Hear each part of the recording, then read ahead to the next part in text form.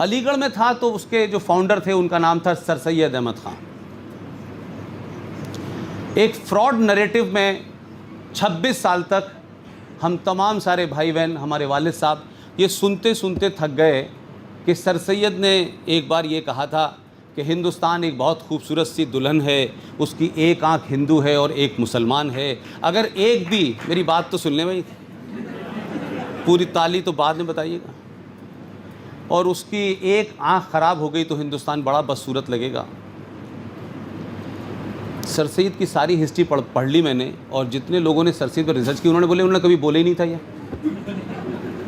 लेकिन हम fraud narrative को अपने पॉलिटिकल एजेंडे के तहत आगे बढ़ाते हैं। एक और है हमारे यहाँ, ये मैं आज इसलिए पूरे इत्मीनान और विश्वास के साथ कह सकता हूँ कि बहुत कुछ जिस आप लोगों ने नहीं देखा उसको मैंने ज़मीन पे जिया भी है और देखा भी है, इसलिए मेरी राय आज कुछ और है। एक चलता है हिंदुस्तान में गंगा जमुना तहजीब। अब जहाँ गंगा जमुना नहीं है वहाँ कौन सी तहजीब है भाई? तो ये गंगा जमुना तहजीब का जो फ्रॉड इस देश में चल रहा है, इसके बारे में मेरी राय यह है कि ऐसी कोई तहजीब ही नहीं है।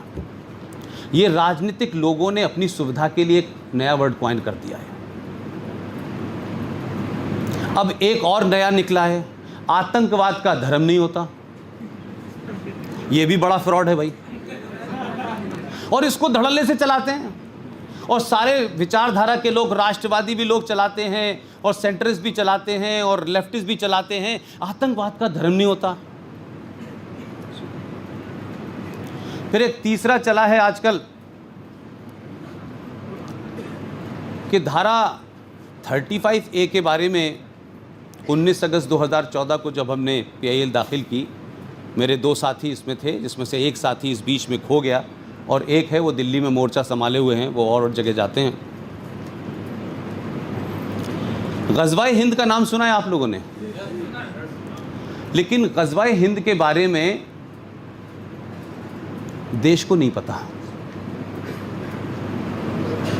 मुसलमानों के बारे में आप उतना जानते हैं, रोज़ा, नमाज, ईद पे बड़ी अच्छी सेवैयाँ बनती हैं, कबाब वहाँ बड़े अच्छे बनते हैं, और ग़ुलाम अली बड़ी अच्छी कव्वाली गाते हैं। हम किसी बात को बग़ैर पढ़े, बग़ैर जाने उसका प्रचार ही शुरू कर देते हैं भाई।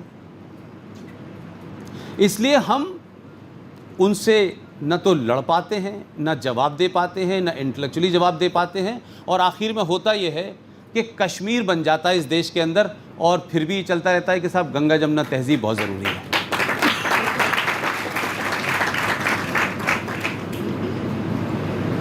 मैं और बातें तो कहूँगा आपसे, मुझे एक चीज़ बाद में आप याद दिला दीजिएगा कि मैं कुरान मजीद में, मुझे बाद में याद दिलाइएगा, इसका बाद में बताऊंगा मैं कि मैंने क्यों आपको कहा है कि मैं इसको आपको पहले बताए दे रहा हूँ। कुरान मजीद में एक सूरा है 17 नंबर का, आयत नंबर 81। इसे लिख लीजिए, जब बात आखिर में कहूँगा तो बताऊँगा क्या था। अब मैं आर्टिकल 35A के बारे में, क्योंकि पवन जी ने बहुत कुछ बता दिया है, R.S. सिंह साहब ने बता दिया है। अभी R.S. सिंह साहब ने काफ़ी सारी बातें पुराणों की बताई, लेकिन मैं तो, आप जानते हैं मेरा हाथ बड़ा तंग है हिंदू धर्म के बारे में, रामायण के बारे में, महाभारत के बारे में, क्योंकि मैं बचपन से अजान नमाज पढ़ते पढ़ते बड़ा हुआ। R.S. सिंह साहब ने अभी कहा, कई रेफरेंस दिए पुराणों के।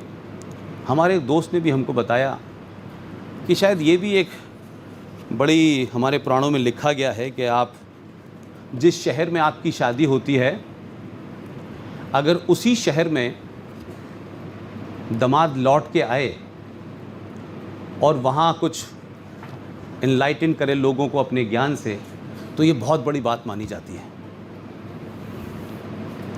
R.S. सिंह साहब की ससुराल जो है वो बनारस में है।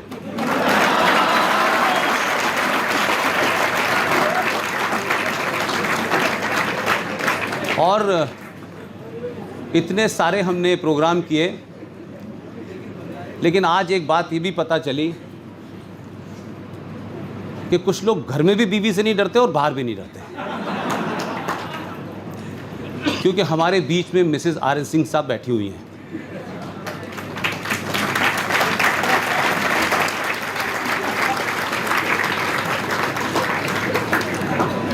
देखिए, आर्टिकल 35A में जो 2-3 चीज़ें बहुत इम्पॉर्टेंट हैं।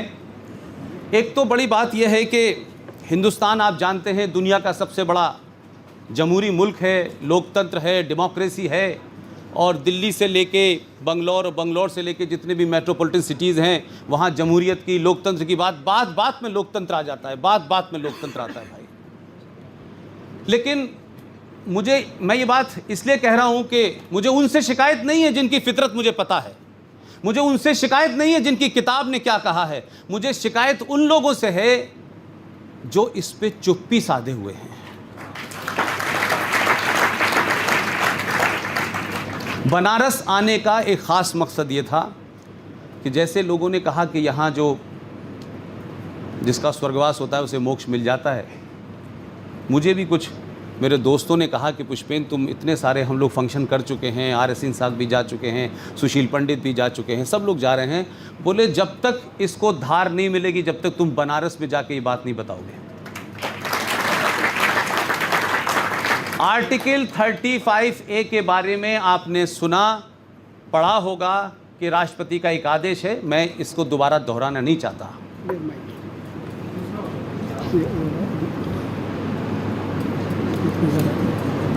मेरा सिर्फ इतना कहना है कि दुनिया के सबसे बड़े लोकतंत्र के अंदर क्या किसी संविधान में धारा गलत है या सही है, यह भी बहस का मुद्दा मेरे लिए नहीं है। वो कैसे जुड़ा यह भी मुद्दा नहीं है, ये लीगल इशू है, कोर्ट में चैलेंज किया है, वहां हमारे बड़े बड़े वकील खड़े हुए हैं, 4 साल हो गए हैं, सुप्रीम कोर्ट उसको रिजेक्ट नहीं कर पा रहा है। मेरा कहना यह है, क्या लोकतंत्र के अंदर और दुनिया की सबसे बड़ी जमहूरियत के अंदर क्या कोई धारा किसी तरीके से जस्टिफाई ठहराई जा सकती है कि हम 7.5 लाख लोगों को वोट डालने के अधिकार से वंचित करते हैं? यह मुमकिन है। लेकिन जम्मू कश्मीर में इस धारा की वजह से जो 1954 में बनी, और बनाने वाले और नाफिज करने वाले, लागू करने वाले कितने मक्कार और मुनाफिकीन लोग थे कि 1954 में आपने एक धारा बना दी जो कि राष्ट्रपति का आदेश है, जिसको हमने चैलेंज किया है कि ये धारा कैसे बन सकती है। मैं उससे आगे की बात कहना चाहता हूं। जब आप 1954 में कोई कानून बना रहे हैं तो 1954 से लागू होना चाहिए। ऐसे ही होता है कि नहीं होता है? तो मुझे बताइए कि जब आपने 1954 में एक धारा 14 मई 1954 को ये लागू की, तो आपको ये अधिकार किसने दे दिया कि जब भारत गुलाम था, जब आज़ाद भी नहीं हुआ था, आपने कहा कि इसकी मान्यता 1944 से होगी, क्योंकि 1944 से पहले जो लोग आ जा चुके थे उनके आने से तकलीफ नहीं थी, और सन 47 में, 48 में, 49 में जो पाकिस्तान ऑक्युपाइड कश्मीर से भाग करके हिंदू आए थे, इसलिए आपने उसकी कट डेट 1944 रखी कि 7.5 लाख जो आज की डेट में सरकारी गिनती है, उन हिंदुओं को आपने वोट से वंचित कर दिया है। और ये वो लोग हैं जो सुबह से लेकर शाम तक फ्रीडम ऑफ स्पीच, जमहूरियत, कश्मीरियत और इंसानियत की दुहाई देते हैं। और इसके बारे में वो यही नहीं कहते, वो यूएनओ तक जाते हैं। इसके अलावा आप मुझे बताएं कि क्या आपको लगता है कि कश्मीर में जमहूरियत है? कौन सी इंसानियत की बात हो रही है? आपने 1954 के अंदर संविधान के अंदर घपला करके और मरकज के, केंद्र के कुछ लीडरों की मिलीभगत से एक ऐसी धाराएं उसमें लगाई जिसको साफ है, जिसमें कहीं कोई कंफ्यूजन नहीं है। मैंने पहले कहा कि ये गंगा जमुना तहजीब, एक धर्म के शांति प्रिय लोग, ये बकवास मैं नहीं बोलता। शुद्ध रूप से आपने जम्मू कश्मीर में हिंदुओं को फारिग करने के लिए आपने ये धारा लगाई। लेकिन उसके बावजूद भी जो जम्मू की वैली के अंदर कश्मीरी पंडित था, आपकी सियासत ने, आतंकवादियों ने, अलगाववादियों ने, वहां की राजनीतिक शक्तियों ने, सबने मिलकर के 1990 में 3.5 लाख कश्मीरी हिंदू पंडितों के साथ आपने जो किया वो पूरी दुनिया ने देखा। ये कोई 100 साल पुरानी कहानी नहीं है। आप सबको पता होगा कि किस तरीके से रात में आपने उनकी हत्याएं की। जो पड़ोसी वहां रहते थे, जो भाई भाई की बात करते थे, जो जमहूरियत की बात करते थे, जो कश्मीरियत की बात करते थे, आपने मस्जिदों का सहारा लेके नारा लगाया कि कश्मीरी हिंदू पंडितों को मार दो, इनकी औरतों को रख लो। यह नारा पूरे जम्मू कश्मीर में गूंजा। लेकिन हमने ये गंगा जमुना तहजीब पूरे हिंदुस्तान में इसका रिएक्शन नहीं देखा। हमको कहीं नजर नहीं आया कि कुछ 2, 4, 10 लोग इसके लिए खड़े हो जाते, जो शांति प्रिय लोग हैं वो खड़े हो जाते, जो कहते हैं कि इस्लाम में सब बराबर हैं, सबका हक बराबर है और किसी पे हमला करना इस्लाम में गलत माना जाता है। वो नहीं खड़े हुए। वो किसके लिए खड़े हुए? वो रोहिंग्या के लिए खड़े हुए, वो बांग्लादेशी के लिए खड़े हुए। हमने जुलूस देखा।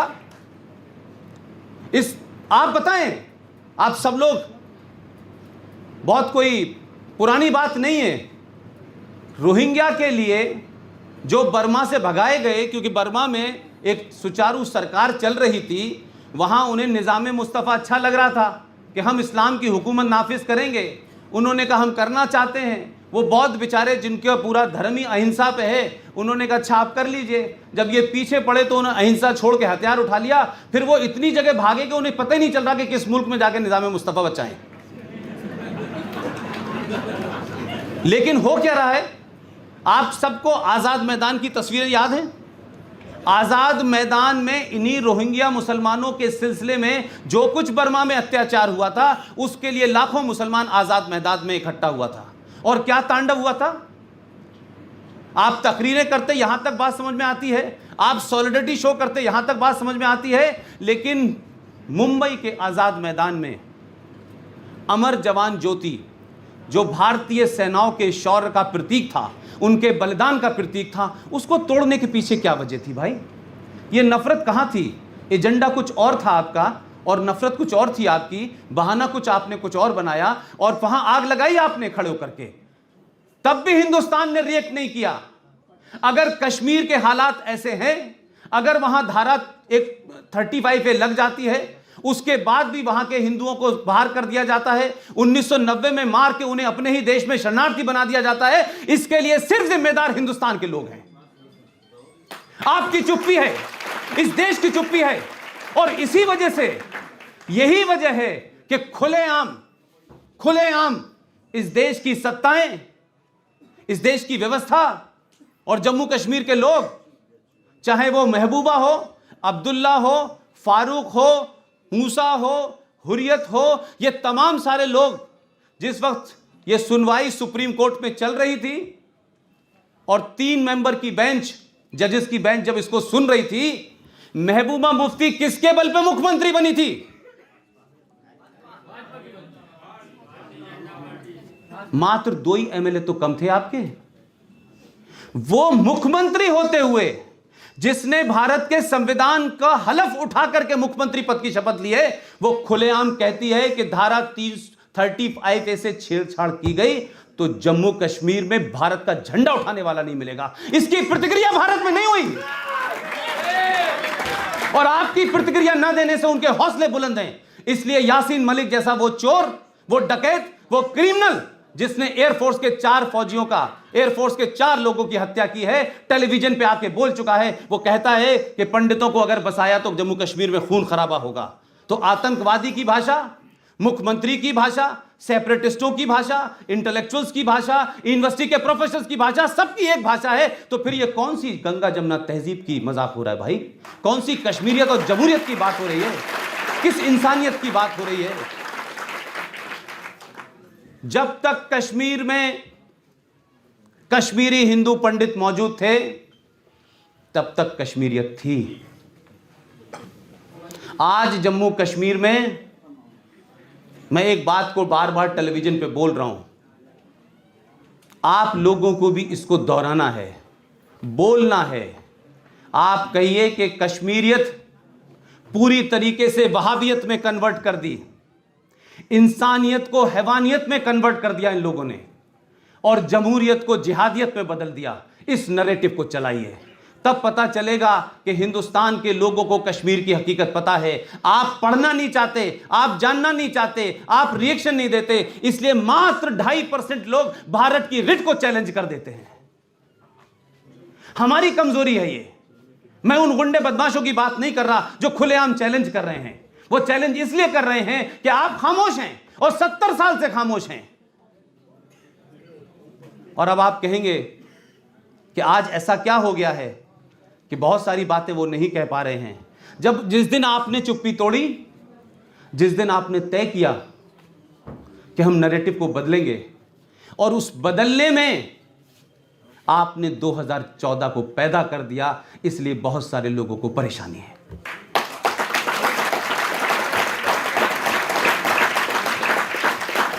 आप नैरेटिव बदलिए भाई। ऐसा नहीं होगा कि हिंदुस्तान के किसी एक छोटे से गांव के अंदर कुछ लोगों को यह पता चला कि किसी ने गाय को मार के उसका मीट रखा है और उस भीड़ ने उसको मार दिया। यह गलत बात है, नहीं मारना चाहिए, ठीक है, लेकिन 125 करोड़ की आबादी का मुल्क, अगर एक गांव में एक घटना हो जाती है तो आप मुझे बताइए जरा कि वो यूएनओ तक पहुंच जाती है कि अखलाक को मार दिया साहब। यहां तो इंटॉलरेंस हो गया है, हिंदू जो है बहुत ज़्यादा अताताई हो गया है। यहाँ तो क्या कहते हैं, हिंदुओं के हाथ में सरकार आ गई है। मोदी जो है वो हॉकिश फेस है और मोदी की वजह से इस देश में हिंदू जो है वो कत्लेआम मचा रहा है। एक आदमी को चंद लोगों ने मार दिया, उसको कोई जस्टिफाई नहीं कर रहा, लेकिन उसके बावजूद भी नैरेटिव यूएनओ पहुंच जाता है। लेकिन क्या आपने अपने बनारस में किसी एक दिन बंद रखा कि 1990 में हजारों औरतों का रेप, हजारों बच्चियों का मर्डर, हर साल कश्मीरी आते हैं जंतर मंतर पर और मार्टर डे मना के चले जाते हैं। हम और आप क्यों चुप हैं भाई? वो कश्मीर का हिस्सा नहीं, वो कश्मीरी हमारे लोग नहीं हैं, उनके लोग हमारे लिए दर्द नहीं होता, और जब आपका दर्द नहीं दिखाई देता तो उनको लोग अलग थलग कर देते हैं। आप चिल्लाइए, आप बताइए, यहां से आवाज उठनी चाहिए। यह 35A पुष्पेंद्र का, राकेश मुदगल का, वी द सिटीजन्स का या पवन जी का मुद्दा नहीं है। R.S. सिंह साहब ने कई टॉक्स में यह भी कहा कि यह आर्टिकल 35 होने की वजह से जम्मू कश्मीर के अंदर जो 2.5-3% लोग हैं, अगर जम्मू कश्मीर में आर्टिकल 35 है एक की वजह से वहां आतंकवाद जिंदा है। आप याद कीजिए, इस हिंदुस्तान में 2 जगह हैं जिनसे मेरा पास का वास्ता रहा। एक मैंने बताया आपको, मैं अलीगढ़ यूनिवर्सिटी में, वो भी मुसलमानों के मेजॉरिटी में है, और एक जम्मू कश्मीर जो अभी भी महबूबा मुफ्ती ने कोई 10 दिन पहले कहा कि अगर आर्टिकल 35A पे बातचीत आप लोग करेंगे तो जम्मू कश्मीर एक मुस्लिम स्टेट है और उसको बड़ी सारी रियायतें देके आपने हमारे साथ रखा है। अगर आर्टिकल 35A के ऊपर कुछ आप लोग करते हैं तो फिर हमें भी गौर करना पड़ेगा 1947 में कि हमें आपके साथ रहना है या नहीं रहना है। तो महबूब मुफ्ती देर क्यों कर रही है? तय कर लीजिए ना, तो हम भी तय कर लेंगे।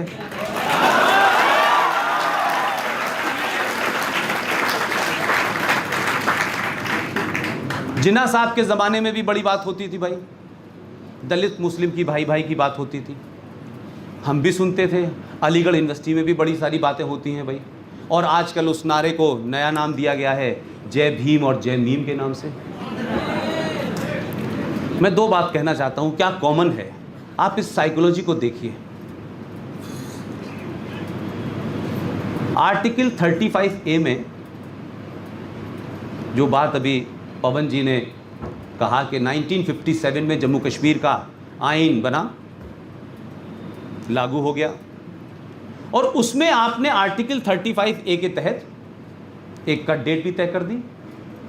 लेकिन उसी 1957 में गुलाम बख्शी साहब वहाँ के सर्वा थे, और वहाँ शहर में स्वीपर्स की स्ट्राइक हो गई, और स्ट्राइक हो गई तो शेख साहब है साहब, वो सिर्फ करते हैं, साफ नहीं करते।